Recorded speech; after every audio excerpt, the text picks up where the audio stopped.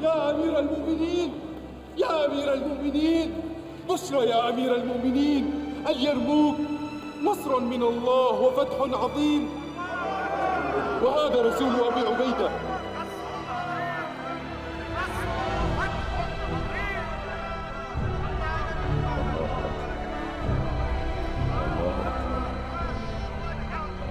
रियासत किसी भी मुल्क में एक माँ का दर्जा रखती है और माँ का काम ये नहीं है कि वो अपनी औलाद को, अपने बच्चों को, अवामुन नास को इस तरह ट्रीट करे गोया कि वो कोई दुश्मन एजेंट है। आप देखें सैयदना उमर फारूक रज़ी अल्लाह तआला अन्हु अलैहि सलाम की जहानत को सलाम है। उन्होंने जब रिट ऑफ द गवर्नमेंट को कायम करने के लिए इदारे कायम किए तो उन्होंने फौज को अलग रखा और पुलिस के डिपार्टमेंट को अलग रखा। उसके पीछे उनका यह विजन था कि जो तलवार मुसलमानों की जानिब से काफिरों के ऊपर मुसल्लत है, वो तलवार मुसलमानों पे मुसल्लत नहीं होनी चाहिए, क्योंकि तलवार तो आपको पता है फिर कोई लिहाज नहीं करेगी। तो वो तलवार जो काफिरों के खिलाफ उठ रही है, अगर आप उसको मुसलमानों के खिलाफ रिट ऑफ द गवर्नमेंट को कायम करने के लिए उठाएंगे तो उसका नतीजा क्या निकलेगा। इसलिए उन्होंने पुलिस का डिपार्टमेंट अलग से कायम किया, क्योंकि जो बॉर्डर के ऊपर फौजी लड़ रहे होते हैं उनकी दिमाग, उनके सोचने की सलाहियत बिल्कुल डिफरेंट होती है, और जो अवामुन नास में रहने वाले लोग हैं उनके सोचने समझने की सलाहियत बिल्कुल डिफरेंट होती है, क्योंकि उनका पब्लिक इंटरेक्शन हो रहा होता है। हत्ता कि सैयदना उमर ने पीक के ऊपर थे सैयदना खालिद इब्न वलीद, उनको आर्मी चीफ के ओहदे से हटा के अबू उबैदा इब्न जरह को लगाया। हालांकि साहबा ने इस चीज का बुरा माना, लेकिन फिर बाद में वक्त ने साबित किया कि सैयदना उमर का डिसीजन ठीक था।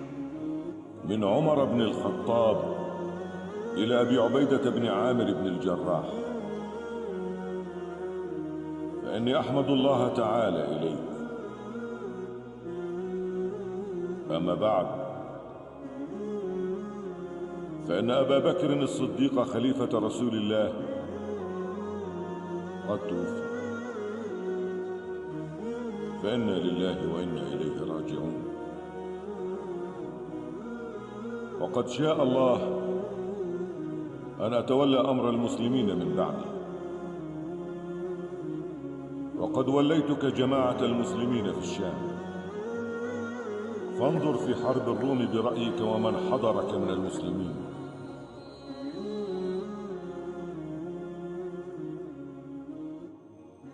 واعلم أني لم أعزل خالد بن الوليد عن سخطة أو خيانة، فليكن عونك فيما تجد فيه، فإنه لا غنى لك عنه. وإياك وإلقاء المسلمين في هلكة، وقد أبلاك الله بي وأبلاني بك، والسلام.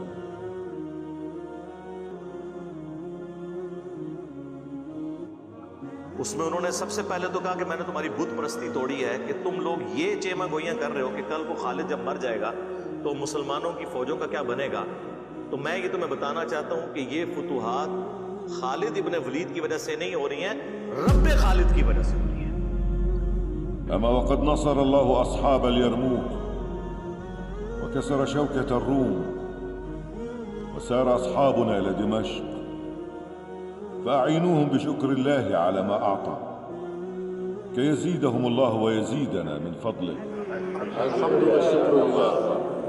ويقول بعضكم: ما بال أمير المؤمنين قد عزل خالدا عن إمارة جند الشام، وقد كان من بلائه ما نعلم. فاعلموا رحمكم الله أني ما عزلته عن سخطة أو خيانة، ولكني نظرت في أمور ثلاثة. أما أولها فأني ما زلت أسمع الناس يقولون: لا أحد يقوم مقام خالد ولا يغني غناءه، ولولا خالد لما كان كذا وكذا. فخشيت أن يفتن الناس به، وأردت أن يعلموا أن الله هو الصانع. فماذا لو قضى خالد نحبه؟ هل تنكسر شوكة الإسلام بموته؟ وهل ينقضي وعد الله بانقضاء أجله؟ وقد مات قبله خير الناس. محمد رسول الله، فمضى أمر الدين على ما وعد الله. وقد خابت أمة تعلق أمرها كله برجل واحد، فإذا غاب انقضى أمرها واختل نظامها إلى بوار. और आप देख लें फाइनल मैच रोमन एम्पायर के खिलाफ यरमूक अबू उबैदा इब्न जरह को लगा।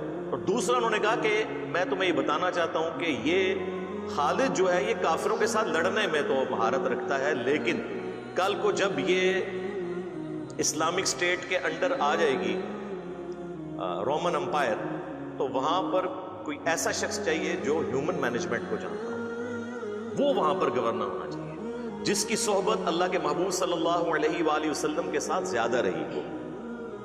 अबू उबैदा से बढ़ के कौन हो सकता है? बुखारी और मुस्लिम में हदीस है, हर उम्मत का कोई ना कोई अमीन है और मेरी उम्मत का अमीन अबू उबैदा इब्न जर्राह है। तो ह्यूमन मैनेजमेंट एक डिफरेंट चीज है, रियासत का काम होता है ह्यूमन मैनेजमेंट। وأما الأمر الثاني فإن خالدا يرى رأيا في عمل الأمراء والولاة يخالف رأيه، وهو يقيم على رأيه ذاك عازما عليه. يرى أن يستقل الوالي بعمله فيمضي الأمور في ناحيته على الوجه الذي يراه، فلا يرجع به إلى الخليفة. أما أنا فأرى أن الخليفة مسؤول عن عمله وعمل ولاته وأمرائه عند الله.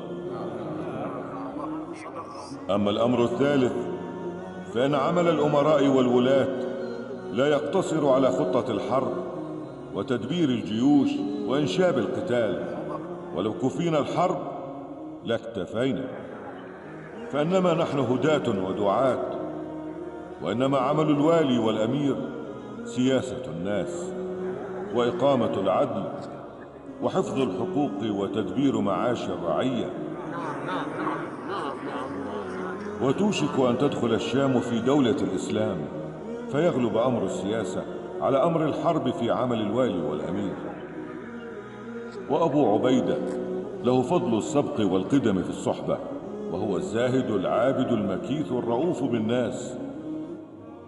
فإذا دخل خالد في أمره وجعل فتنته في الحرب تبعا لسياسته ضمننا أن يعتدل هذا بذاك، وأمنا أن لا يجور السيف على شأن الرعاية والسياسة والتدبير، وهو الأصل في الولاية. وقد بسطت لكم رأيي كي لا يكثر المقال ويتحدث الناس بسوء الظن، وهو مبلغ ما هديت إليه. فإن أصبت فمن فضل الله، وإن أخطأت فعلي خطأ.